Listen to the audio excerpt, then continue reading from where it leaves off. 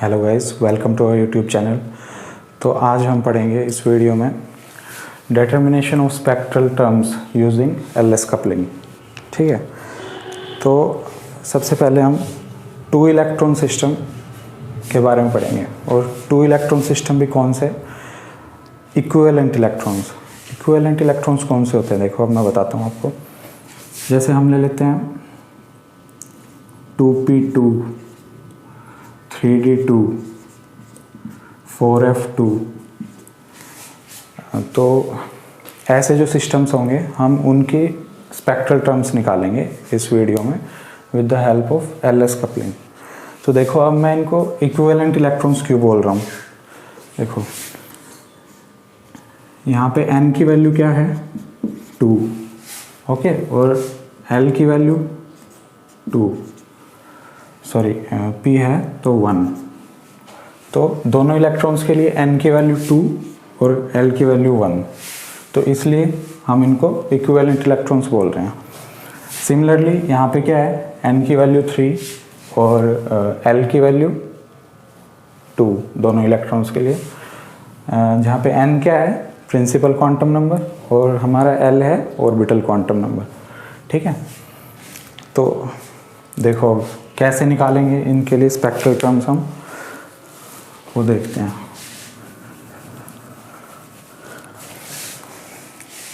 जैसे सबसे पहले एग्जांपल ले लेते हैं 2p2। इसका हमें स्पेक्ट्रल टर्म्स निकालने हैं। ठीक है, तो ऐसे जो सिस्टम्स होते हैं उनके लिए एक स्कीम होती है, जैसे हम बोलते हैं ब्रीड स्कीम। ब्रीड स्कीम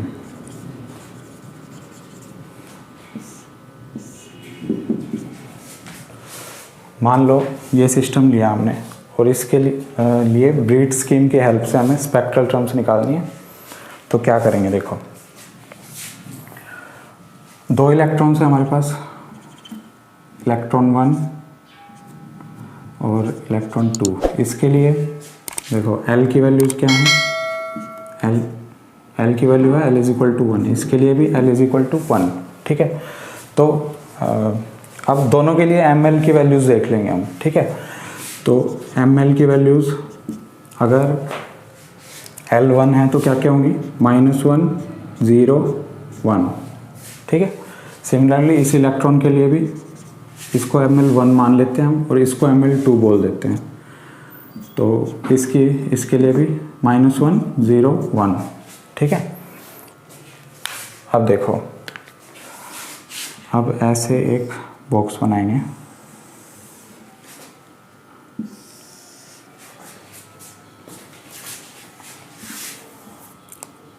ऐसे एक बॉक्स बनाएंगे हम। यहाँ पे लिखेंगे ml1, यहाँ पे ml2, और 1, 0, -1। यहाँ पे ये ml2 की वैल्यूज़ हैं। ठीक है, और सिमिलरली यहाँ पे लिखेंगे अब ml1 की वैल्यूज़ 1, 0, -1। ठीक है, अब क्या करेंगे? हमें इक्विवेलेंट दोनों इलेक्ट्रॉन्स के ml निकालने हैं। ठीक है, तो क्या करेंगे? पहले इसको ले लेंगे, जो फर्स्ट रो है उसके फर्स्ट एलिमेंट को, फिर इसको सबके साथ ऐड करेंगे। पहले इसके साथ, फिर इसके साथ, फिर इसके साथ। तो इसको इसके साथ ऐड करेंगे तो क्या आएगा? 2, 1। इसको इसके साथ किया, अब इसको इसके साथ करेंगे 0। ठीक है, अब इसको इसके साथ 1, 0, -1।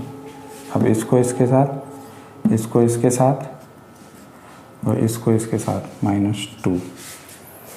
ठीक है, अब देखो ऐसे हम मार्क कर लेंगे। एक सेट हमारे पास ये बन गया इक्विवेलेंट ml वैल्यूज़ का, एक सेट ये बन गया, और एक सेट ये बन गया। ठीक है, तो ये वाला जो सेट है ये है l is equal to 2 values के लिए, क्योंकि l इज इक्वल टू 2 के लिए जो हमारे ml होते हैं वो क्या क्या होते हैं? -2 -1 0 1 2। तो ये L इज इक्वल टू 2 के लिए है ये वाला सेट। सिमिलरली ये वाला जो सेट है ये ML इक्विवेलेंट क्या है, -1 0 1। तो ये L इज इक्वल टू 1 के लिए है, और ये किसके लिए है, L इज इक्वल टू 0 के लिए। ठीक है, अब देखो, अब LS कपलिंग लगाने के लिए हमें पता है कि क्या क्या चाहिए होता है, L और S। लेकिन अब हमारे पास S नहीं है, तो इस स्कीम में क्या करते हैं हम, S इज इक्वल टू 0 से स्टार्ट करके और alternatively S is equal to 0 1 0 1 ऐसे देते चलते हैं। ठीक है, तो इसके लिए दे देंगे S इज इक्वल टू 1 और इसके लिए S इज इक्वल टू 0। तो अब हमारे पास देखो ये 3 सेट बन गए, this one and this one. तो अब क्या करेंगे, इक्विवेलेंट J की वैल्यूज़ निकालनी है हमें। तो देखो अब J वैल्यूज़ निकालते हैं।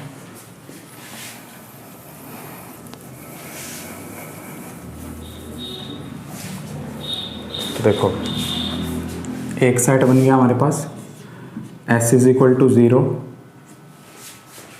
देखो इन दोनों को साथ ले सकते हैं क्योंकि इन दोनों के लिए S की वैल्यू 0 है।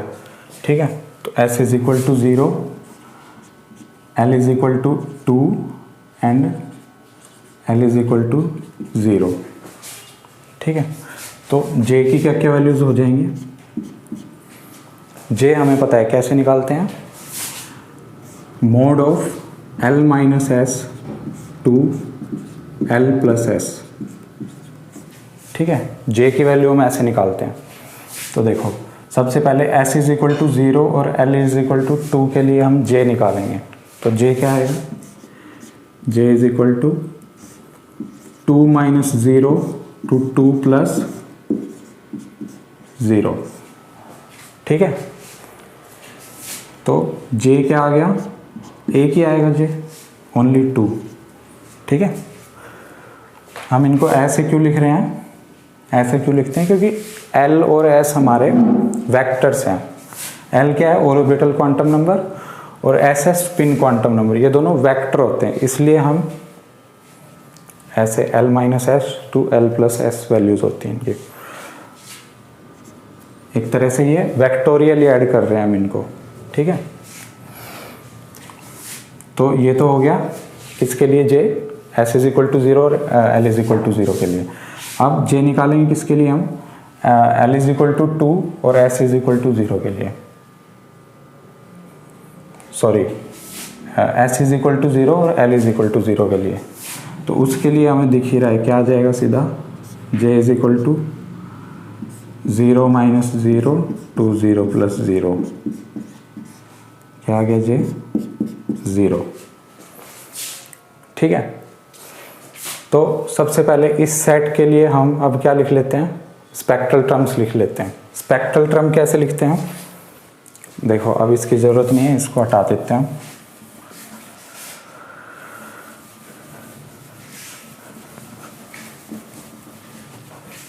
स्पेक्ट्रल टर्म हमारी देखो ऐसे लिखते हैं, हमें पता है 2s प्लस 1 L J।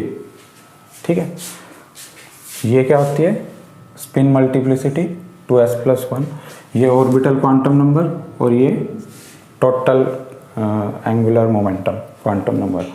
ठीक है, तो सबसे पहले इस वाले पेयर के लिए वो लिख लेते हैं स्पेक्ट्रल टर्म्स। तो इसके लिए हमें दिख रहा है L इज इक्वल टू 2 है, तो L इज इक्वल टू 2 किसके लिए होता है, S के लिए L 0 होता है, P के लिए 1 और D के लिए 2। ठीक है, इनको कैपिटल लिखते हैं। तो देखो S इज इक्वल टू 0 इस पेयर के लिए, और J इज इक्वल टू हमारा 2, इसके लिए हम स्पेक्ट्रोस्कोपिक टर्म लिखेंगे, स्पेक्ट्रल टर्म लिखेंगे। तो 2s प्लस 1 की वैल्यू क्या हो जाएगी, 1। For L is equal to 2 हमारा जो सब शेल होती है वो होती है D2। तो ये हो गई स्पेक्ट्रल टर्म इसके लिए। S is equal to 0, L is equal to 2। अब L is equal to 0, S is equal to 0 और J इज इक्वल टू 0 के लिए लिखेंगे स्पेक्ट्रल टर्म हमारी। तो वो क्या हो जाएगी 1, L इज इक्वल टू 0 के लिए S होता है हमें पता है, और J 0, 1S 0। ठीक है।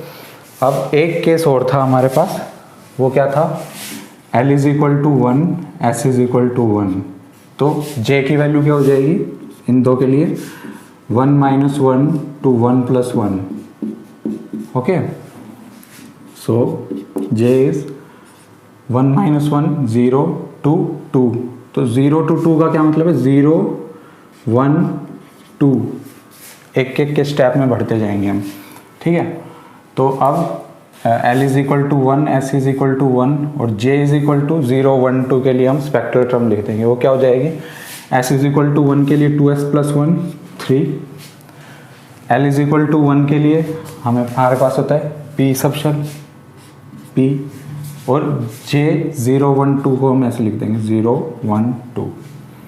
तो स्पेक्ट्रल टर्म्स आ गए हमारे पास 1D2, 1S0।